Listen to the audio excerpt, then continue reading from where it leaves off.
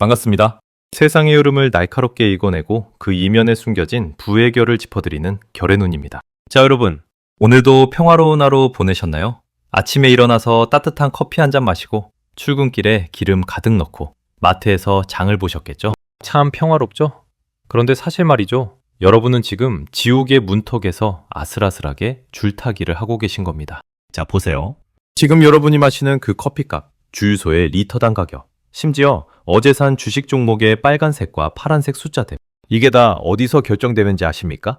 강남이나 여의도가 아니에요. 바로 이름도 생소한 저 멀리 중동의 호르무즈 해협입니다. 역설적이지 않나요? 우리는 내 집 앞 편의점 물가는 걱정하면서 정작 그 물가를 결정짓는 거대한 전쟁에는 남의 나라 얘기지라며 눈을 감고 있습니다. 여러분이 전쟁? 그거 나랑 무슨 상관이야? 라고 생각하는 그 순간 여러분의 통장 잔고는 이미 전쟁터의 포화 속으로 녹아내리고 있습니다. 답답해서 드리는 말씀입니다. 세계는 지금 불타고 있는데 우리만 에어컨 틀고 앉아 오늘 점심 뭐 먹지? 고민하고 있을 때가 아니라는 거죠. 미국은 지금 대놓고 말합니다. 야, 이제 니들 문제는 니들이 알아서 해. 우린 퇴근한다? 수고요. 이게 얼마나 무시무시한 말인지, 그리고 이 퇴근 선언 뒤에 숨겨진 트럼프의 진짜 속셈이 무엇인지 오늘 결의 눈에서 경제와 심리학의 렌즈로 아주 적나라하게 파헤쳐드리겠습니다. 이 영상 끝까지 보지 않으시면 내일 아침 뉴스 헤드라인을 보고 땅을 치며 후회하실지도 모릅니다. 지금 바로 구독과 좋아요 눌러주시고 눈 크게 뜨고 따라오세요. 시작합니다. 자, 상황을 한번 보죠. 이란 전쟁이 벌써 4주 차입니다. 전 세계의 거의 모든 뉴스가 중동으로 도배되고 있어요. 물가, 유가, 산업, 주식. 이 전쟁을 빼고는 아무것도 설명이 안 되는 시대입니다. 그런데 지난주 트럼프 대통령이 아주 흥미로운 발언을 했습니다. 많은 국가들이 협조 의사를 밝혔다. 프랑스가 특히 앞장선다더라. 마크롱이 좀 그렇긴 하지만 역시 프랑스다 라고 칭찬까지 곁들였죠. 이때까지만 해도 분위기 좋았습니다. 아, 동맹들이 힘을 합쳐서 호르무즈 해협을 지키겠구나 했죠. 그런데 말이죠. 여기서 반전이 일어납니다. 유럽 국가들이 즉시 우린 안 가 라고 손사래를 친 겁니다.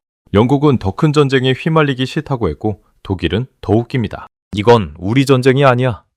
우리가 시작했냐? 라며 정색을 했죠. 자, 여기서 우리가 봐야 할 심리학적 포인트가 있습니다. 트럼프는 사실 독일을 부르지도 않았거든요.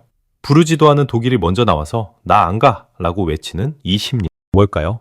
공포입니다. 미국이라는 거대한 방패가 사라질지도 모른다는 공포가 동맹국들을 이토록 예민하게 만든 겁니다. 트럼프는 이걸 즐기고 있습니다. 경제적으로 보면 이건 비용 전가입니다. 지금까지 미국이 공짜로 지켜줬지? 이제 돈 내기 싫으면 너네 군함 보내서 직접 지켜. 싫어? 그럼 나 손 뗀다? 라는 식이죠. 자, 미국이 진짜 손을 떼면 어떻게 될까요? 여러분의 기름값은 2배, 3배가 아니라 상상도 못할 숫자가 될 겁니다. 더 가관인 건 프랑스의 마크롱입니다. 트럼프가 프랑스는 온대요라고 자랑했는데 마크롱의 대답이 뭔지 아십니까? 가긴 가는데 상황이 안정되면 갈게. 이게 말이 됩니까? 전쟁 중에 상황이 안정되면 가겠다는 건 비 안 오면 우산 빌려줄게 라는 소리랑 똑같습니다. 트럼프가 이걸 듣고 가만히 있었을까요? 당연히 극대노했죠. 배은망덕한 놈들. 우리가 미군 4만 5천 명을 배치해서 유럽을 지켜주고 있는데 고작 기뢰 제거함 몇 척 보내는 게 그렇게 어렵냐? 라고 쏘아붙였습니다. 여기서 트럼프의 명대사가 나옵니다. 나토는 종이 호랑이다. 자, 보세요. 이건 단순히 화를 내는 게 아닙니다. 동맹이라는 이름 뒤에 숨어 무임승차하던 국가들에게 이제 공짜 점심은 끝났다고 선언하는 겁니다. 경제학적으로 보면 수익자 부담 원칙을 들이미고 있는 거죠. 여러분, 여기서 한번 생각해 보세요. 만약 여러분이 동네 보안관인데 마을 사람들이 보안관 월급은 깎으면서 우리 집 도둑은 네가 잡아라 라고 한다면 기분이 어떠시겠습니까? 트럼프는 지금 그 심리를 아주 영악하게 이용하고 있는 겁니다. 동맹? 내가 필요할 때 옆에 없으면 그게 무슨 동맹이야? 과연 트럼프는 정말 나토에서 탈퇴하려는 걸까요? 아니면 더 큰 걸 뜯어내기 위한 밑작업일까요? 궁금하시죠? 상황이 험악해지자 트럼프가 씩 웃으며 한마디 더 던집니다. 헤헤, 이거 사실 충성도 테스트였어. 자, 보세요. 전형적인 권력자의 심리 전술입니다. 상대가 거절하니까 어차피 나 너네 필요 없어. 그냥 너희가 얼마나 나한테 충성하는지 한번 본 거야 라고 체면을 차리는 거죠. 하지만 속으론 칼을 갈고 있습니다. 누가 안 왔는지 내 리스트에 다 적어놨다면서 말이죠. 이건 우리 일상에서도 흔히 보는 모습이죠. 회사 상사가 오늘 회식 갈 사람? 하고 물어봤는데 아무도 손을 안 드니까 아, 나도 가기 싫었어. 그냥 물어본 거야 라고 하는 것과 비슷합니다. 하지만 인사고가 점수는 이미 깎이고 있는 겁니다. 트럼프의 측근 린지 그레이엄 의원은 대통령이 이렇게 화내는 건 처음 봤다고 전했습니다. 특히 호르무즈 해협은 미국보다 유럽과 아시아에 훨씬 중요한 곳인데 정작 당사자들이 뒷짐지고 있는 모습에 극대노한 거죠. 자, 여기서 아시아라는 단어가 나왔습니다.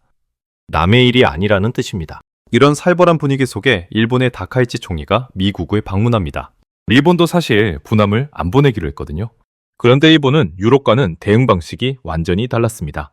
정상회담장에 나타난 다카이치 총리, 트럼프를 보자마자 달려가서 덥석 안깁니다. 그리고는 당신만이 세계 평화를 가져올 수 있는 분이다. 노벨 평화상이 2개 있다면 둘 다 당신 거다라며 엄청난 아부를 쏟아내죠. 자, 보세요. 이게 바로 심리적 뇌물입니다. 그리고 결정타로 100조 원 규모의 투자 보따리를 내놓습니다. 돈함은 못 보내지만 대신 돈으로 이만큼 채워줄게라는 거죠. 트럼프가 좋아했을까요? 여기서 트럼프의 팩폭이 터집니다. 일본 기자가 왜 이란을 기습 공격할 때 동맹국에 안 알렸냐고 묻자 트럼프가 씩 웃으며 말합니다. 야, 너네 진주만 올 때 우리한테 말했어? 안 했잖아. 이 순간 회담장의 공기가 어떻게 됐을지 상상이 가십니까? 일본 총리의 표정은 굳었고 분위기는 순식간에 얼어붙었습니다. 트럼프는 농담이라고 했지만 이건 명확한 경고입니다. 돈으로 때울 생각 마라. 너희도 언제든 타겟이 될 수 있다는 거죠. 일본을 돌려보낸 트럼프. 이제 이란을 향해 최후 통첩을 날립니다. 48시간 내에 해협 안 열면 이란 내 모든 발전소와 원전을 박살내겠다. 이건 정말 무서운 얘기입니다. 발전소를 부순다는 건 그 나라를 석기 시대로 돌려놓겠다는 선언입니다. 이란도 가만히 있지 않았죠. 우리 거 건드리면 중동의 모든 유전과 담수화 시설을 다 날려버리겠다고 맞불을 놨습니다. 자, 여러분. 만약 중동의 담수화 시설이 파괴되면 어떻게 될까요? 물이 없어서 사람이 죽어나가고 기름 공급은 완전히 끊깁니다. 경제학적으로 블랙스완이 나타나는 겁니다. 블랙스완은 경제나 금융시장에서 도저히 일어날 것 같지 않지만 일단 발생하면 엄청난 충격과 파장을 몰고 오는 사건을 뜻합니다. 아무도 예측할 수 없는 대재앙이죠. 그런데 여기서 트럼프의 예측 불허한 성격이 또 나옵니다. 한쪽에선 다 부숴버리겠다고 소리치면서 다른 쪽에선 단계적 축소를 고려 중이다 라고 말합니다. 심리학적으로 이건 혼란 유도 전략입니다. 적이 내 다음 수를 잊지 못하게 해서 협상력을 극대화하는 거죠. 과연 이란은 굴복할까요? 아니면 진짜 핵전쟁의 서막이 열리는 걸까요? 최후 통첩 시한을 불과 12시간 남겨둔 시점, 트럼프가 돌연 SNS에 글을 올립니다. 5일간 공격을 유예하겠다. 이란과 생산적인 대화를 나눴다. 자, 전 세계가 안도의 한숨을 내쉬었습니다. 그런데 말이죠, 여러분. 이게 진짜 평화일까요? 겉으로는 대화하는 척하면서 뒤로는 미 해병대와 지상군이 이동 중이라는 보도가 쏟아지고 있습니다. 심리학적으로 보면 이건 희망 고문입니다. 상대방에게 잠시 숨 쉴 틈을 주어 방심하게 만든 뒤 더 강력한 한방을 준비하는 시간 벌기일 가능성이 큽니다. 트럼프는 파병 계획이 있느냐는 질문에 이렇게 답했습니다. 계획이 있어도 너네한테 말 안 해. 전형적인 트럼프식 화법이죠. 긍정도 부정도 하지 않으면서 상대의 공포를 극대화하는 방식. 지금 중동 전쟁은 끝난 게 아니라 더 큰 폭발을 위한 압력 소단에 들어가 있는 상태입니다. 자, 이제 결론으로 가봅시다. 결국 나토 사무총장이 발표했습니다. 한국, 일본, 호주를 포함한 22개국이 결집해서 호르무즈 해협 통행을 지키기로 했다고요. 보세요. 결국 트럼프의 뜻대로 됐습니다.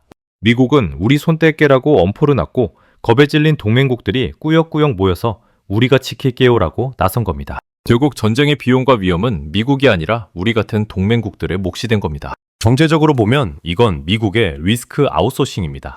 위험한 건 너희가 하고 질서는 내가 잡겠다는 거죠. 여러분이 내는 세금이 여러분의 아들들이 저 멀리 중동 바다로 나가야 할지도 모르는 상황이 된 겁니다. 이게 과연 남의 나라 얘기인가요? 마지막으로 아주 충격적인 통찰 하나를 전해드리고 마무리하겠습니다. 영국의 가디언지가 보도했습니다. 전쟁 직전 이란이 영구적인 핵포기를 제안했었다고요. 심지어 미국산 비행기를 사고 유전을 같이 개발하자는 파격적인 조건까지 걸었습니다. 그런데 트럼프의 사위 쿠슈너와 측근들이 이걸 묵살했다는 의혹이 제기됐습니다. 왜일까요? 심리학적으로 보면 전쟁이 필요한 세력이 있었기 때문입니다. 이스라엘의 네타냐후 총리는 트럼프는 오직 미국의 이익만 생각하는 사람이라며 치켜 세웠지만 정작 이 전쟁으로 가장 큰 이익을 보는 건 누구일까요? 자, 여러분, 이제 눈이 좀 떠지십니까? 우리가 뉴스에서 보는 정의로운 전쟁이나 안보 위협 뒤에는 철저한 손익계산서와 권력자들의 심리게임이 숨어 있습니다. 여러분이 오늘 이 영상을 통해 얻어야 할 결론은 하나입니다. 세상에 공짜 점심은 없다. 그리고 권력자의 말은 절대로 액면 그대로 믿지 마라. 트럼프가 미국은 손 떼겠다고 했을 때 그건 진짜 손을 떼겠다는 게 아니라 너희 주머니를 털겠다는 신호였습니다. 우리는 그 신호를 읽지 못하면 평생 그들의 체스판 위에 놓인 말로 살 수밖에 없습니다. 여러분, 오늘 이야기 어떠셨나요? 조금 답답하기도 하고 무섭기도 하실 겁니다. 하지만 진실을 아는 것이 생존의 첫걸음입니다. 자, 보세요. 세상은 복잡하게 돌아가는 것 같지만 결국 돈과 심리라는 두 가지 줄기로 움직입니다. 저리 눈은 앞으로도 그 줄기를 아주 날카롭게 짚어드릴 겁니다. 여러분이 남들에게 휘둘리지 않고 스스로의 자산과 미래를 지킬 수 있는 해안을 가질 수 있도록 말이죠. 오늘 내용이 여러분의 생각의 지평을 넓히는데 조금이라도 도움이 되셨다면 구독과 좋아요 그리고 알림 설정까지 꼭 부탁드립니다. 여러분의 클릭 한 번이 결의 눈이 더 깊은 통찰을 가져오는 힘이 됩니다. 그리고 댓글로 여러분의 생각을 남겨주세요. 트럼프의 이 전략, 여러분은 어떻게 보십니까? 여러분의 의견이 다음 영상의 주제가 될 수도 있습니다. 자, 다음 영상에선 더 날카로운 통찰로 돌아오겠습니다. 여러분의 눈이 결을 찾아내는 그날까지 결의 눈이 함께하겠습니다. 시청해주셔서 감사합니다.